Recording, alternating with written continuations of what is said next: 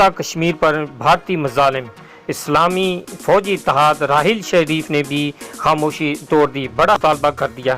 اسلامی فوجی اتحاد کے سربراہ راحیل شریف نے کہا ہے کہ مقبوضہ کشمیر میں بھارتی مظالم کو رکوانے کے لیے عالمی برادری فوری اقدامات کرے۔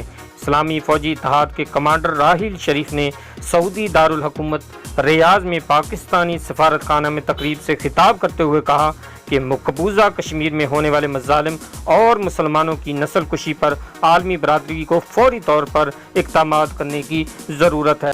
ہندوستانی فاشسٹ حکومت نے تمام حدیں پار کر دی ہیں۔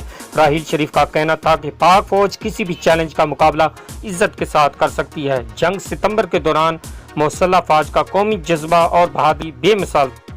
تمام شہداء کو مادر وطن کے لیے اپنی جانیں دینے پر خراج عقیدت پیش کرتا ہوں۔ راحیل شریف نے مزید کہا کہ وزیر اعظم عمران خان بہادر مسلح افواج اور کشمیر کے مقصد کے لیے پاکستانی عوام کی کوششیں قابل تعریف ہیں۔